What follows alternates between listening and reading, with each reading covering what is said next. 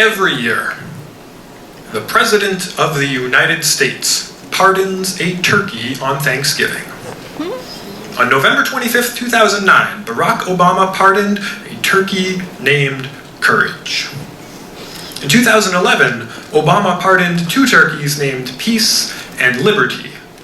Both were euthanized shortly after their presidential pardon. But Courage would live to be 8 years old. In The Wizard of Oz, the cowardly lion was promised courage, like it was as tangible as a heart or a brain. But on election day, when the curtain was pulled back, fear became a four-letter word, and everyone started using it.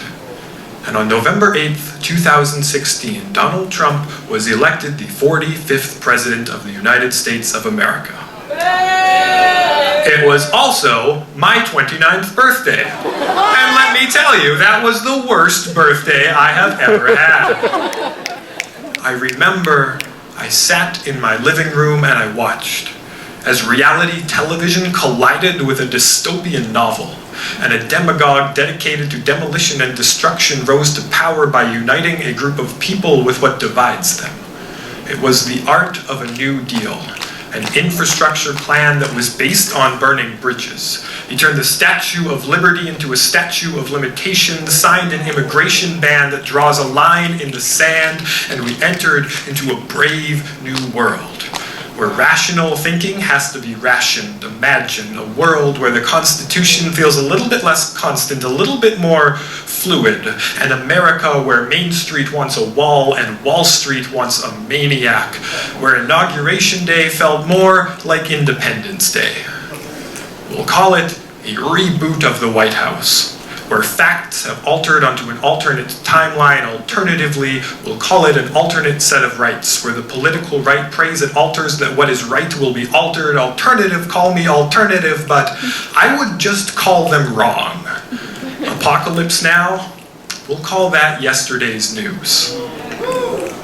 Last year, Courage died 2 days before Thanksgiving. Perhaps the perfect metaphor for 2016. Alternatively, we will call it hopeless. But courage lives on in our hearts and in our brains, because courage is not the absence of fear, it is how we act when we are facing it. When the cowardly lion got his, he didn't stop being afraid, he just learned how to roar back at the world a little bit louder, a little bit more ferocious, a little bit more courageous. Courage may be gone, but it is not forgotten. It lives on in our picket lines and our protest songs, in our parables and in our poetry, in our voices united on the current state of America. Peace and liberty will return, and justice will be served like a vegan Thanksgiving dinner. The world is so afraid right now, and you are exactly what it needs. Courage. Now, you're talking turkey. Thank you.